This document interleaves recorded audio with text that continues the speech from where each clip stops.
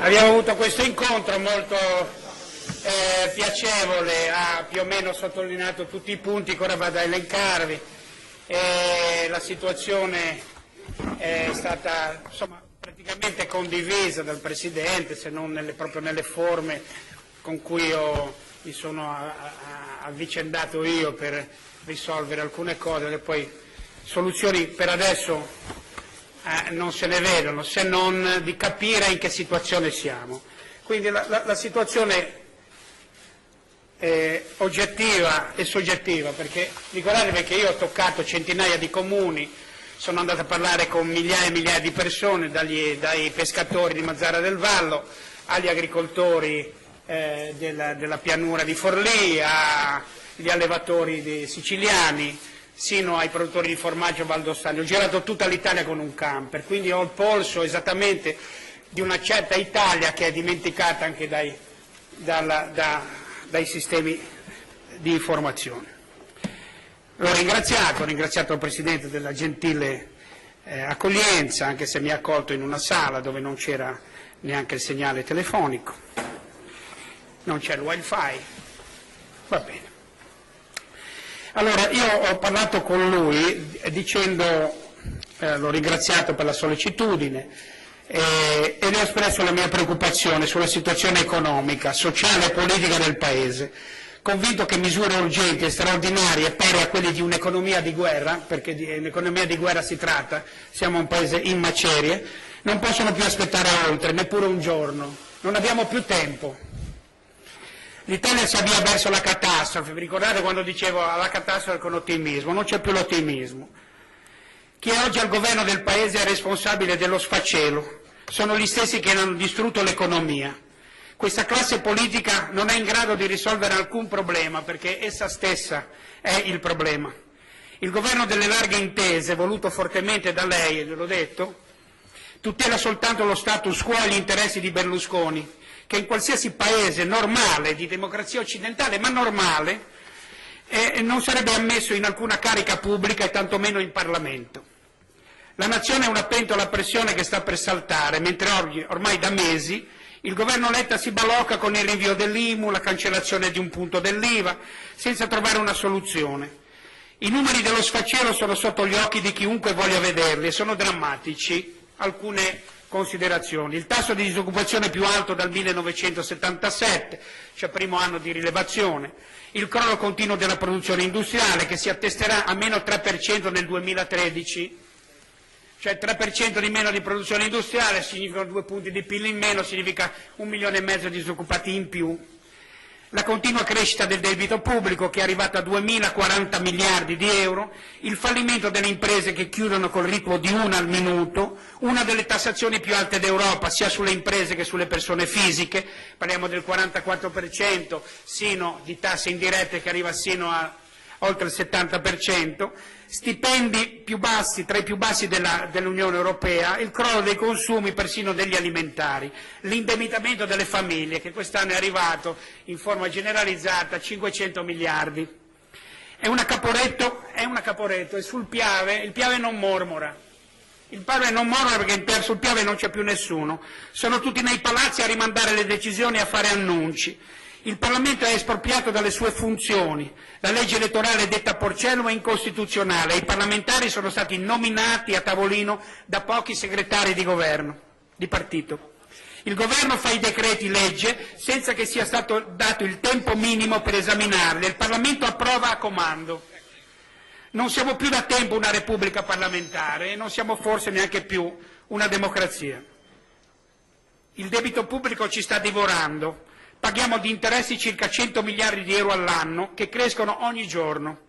Solo quest'anno per non fallire dovremo vendere 400 miliardi di euro di titoli. Le entrate dello Stato sono circa di 800 miliardi all'anno, quindi ogni volta che paghiamo le tasse un euro su 8 vanno a pagare gli interessi sul debito.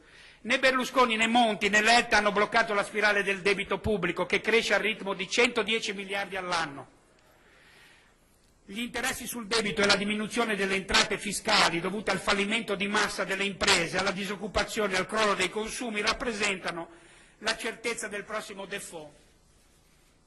Non c'è scelta. Il debito pubblico va ristrutturato, va ridiscusso. Gli interessi annui divorano la spesa sociale, gli investimenti e la ricerca. È come una storia infinita. Se vi ricordate il cagnone, il nulla che divorava la realtà. Ecco, il debito sta divorando lo Stato sociale. Si può rimanere nell'euro ma solo rinegoziando le condizioni, assolutamente rinegoziando le condizioni, o attraverso l'eurobond, storia già vecchia e già deprecata dall'Unione Europea, che io ritengo indispensabile, oppure in alternativa con la ristrutturazione del nostro debito sul tempo o sul tasso di interessi. Una misura che colpirebbe soprattutto Germania e Francia, che detengono la maggior parte del 35% dei nostri titoli pubblici collocati all'estero. E qui viene la cosa essenziale. Se non risolviamo questo non c'è nessun tipo di economia che ci può salvare. Bene. Questo non può chiederlo, non possiamo fallire in nome dell'euro, nessuno ce lo può chiedere né imporcelo nessuno. A fine 2011 i titoli di Stato italiani presenti in banche o istituzioni estere erano il 50%. Le nostre banche, grazie al prestito della BCE dello scorso anno, prestito garantito dagli Stati, quindi anche da noi, si sono ricomprati circa 300 miliardi dall'estero, tra titoli in scadenza e rimessi sul mercato, questo invece di dare credito alle imprese. Cioè ci siamo presi i soldi della BCE, le nostre banche non hanno dato credito e questi soldi sono serviti a ricomprarci il nostro debito in mano alle banche, prevalentemente francesi e tedesche. E siamo scesi al 35%, ce ne siamo comprati un 15%. È il miglior modo per fallire, è il miglior modo per fallire. Quando ci saremo ricomprati tutto il debito estero e non avremo più tessuto industriale, collasseremo e la UE rimarrà a guardare. Quando il debito sarà nostro, ci guarderà come sta guardando oggi la Grecia. Ora disponiamo di un potere contrattuale che è il debito, finché è in mano il 35% nelle banche straniere è un potere contrattuale straordinario.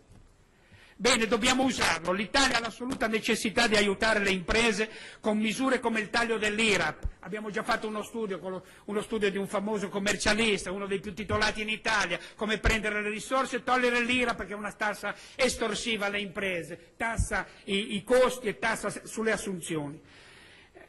Ridurre a una tassazione alle imprese a livello dei media europea, con servizi efficienti e meno costosi, con la protezione del Made in Italy. Il Made in Italy è assegnato solo a chi produce in Italia e con l'eventuale applicazione di dazi. Si ritorna indietro, questa parola vituperata al dazio, il dazio, si ritorna forse ai dazi per alcuni prodotti, di protezione dei nostri prodotti. Allo stesso tempo è urgente l'introduzione del reddito di cittadinanza, è uno dei nostri cavalli di battaglia, nessuno deve rimanere indietro. Ci preoccupiamo dei problemi del mondo quando non riusciamo ad assistere anziani e non diamo possibilità di lavoro ai giovani che devono emigrare a centinaia di migliaia. Siamo il secondo popolo dopo i rumeni come numero di persone emigrate.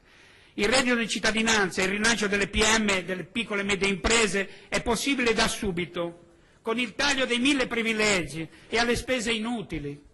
Ne elenco solo alcune: eliminare le province, portare il tetto massimo delle pensioni a 5.000 euro, tagliare i finanziamenti pubblici ai partiti e ai giornali, riportare la gestione delle concessioni pubbliche nelle mani dello Stato. Parlo di Telecom, venduta a debito dal governo D'Alema e mai più ripresa, è iniziata a fallire lì quando è stata venduta a debito di 35 miliardi, e iniziare dalle autostrade, perché sia l'erario a maturare i profitti e non aziende private come Benetton, o dove questo non sia possibile ridiscutere le condizioni, eliminare la burocrazia politica dalle partecipate, dove prostrano migliaia di dirigenti, nazionare il Monte dei Paschi di Siena, eliminare ogni grande opera inutile come TAV in Val di Susa. Adesso si stanno rendendo conto tutti che è una cosa inutile, anche i sottosegretari ai trasporti cominciano a dire che è inutile, come la Corte dei Conti francese a dire che non ci sono i soldi, come le nostre battaglie che ci hanno preso per pazzi. Bene.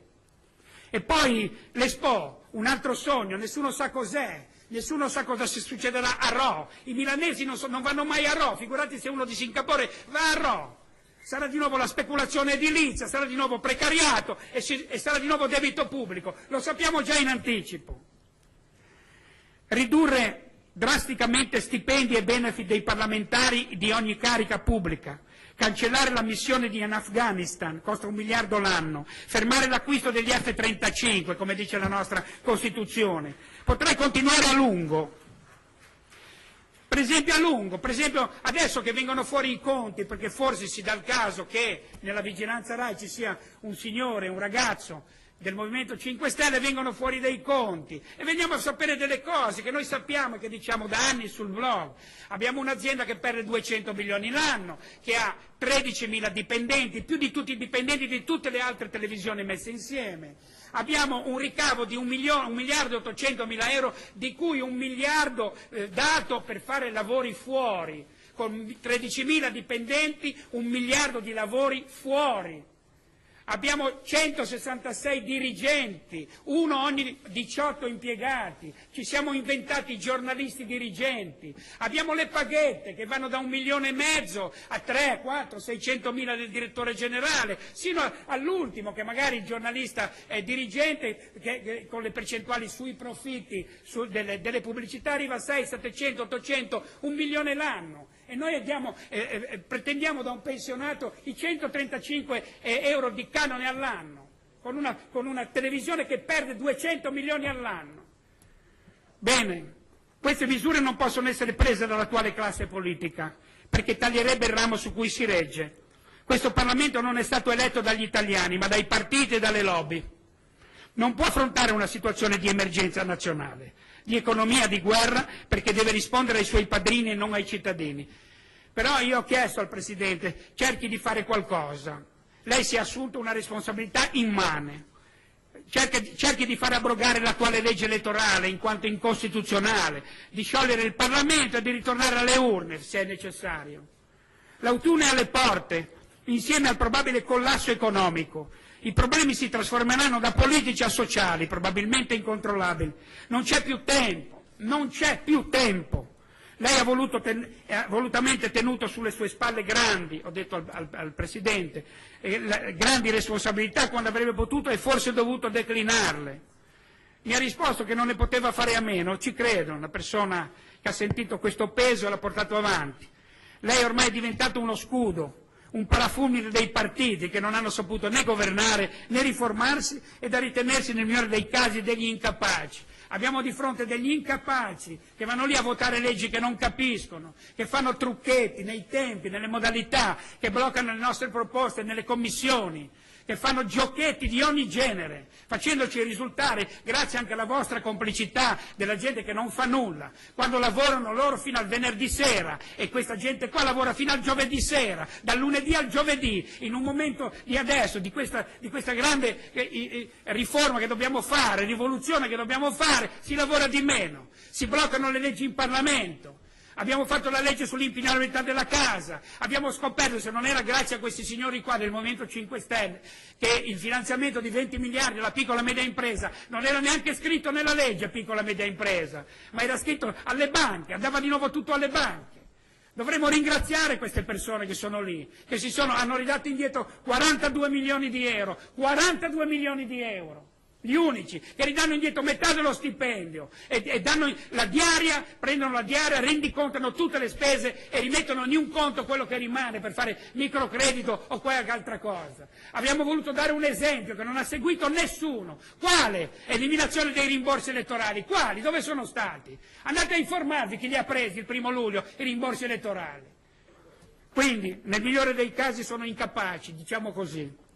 Non è questo il compito del Presidente della Repubblica, ma quello di rappresentare gli interessi del popolo italiano. Lui ha convenuto con me che ha dei problemi, che ci sono dei problemi costituzionali del suo ruolo. Io allora ho detto una cosa al Presidente, mi sono permesso di dire una cosa, che non si fanno le grandi riforme, le grandi battaglie in un momento così di economia di guerra, attraverso i decreti, attraverso il Parlamento, neanche attraverso il Parlamento, si fanno i grandi cambiamenti attraverso l'opinione pubblica. Allora gli ho suggerito di andare in televisione, magari una volta a reti unificate, e di dire finalmente la verità di come sta il Paese in questo momento. Non c'è più tempo.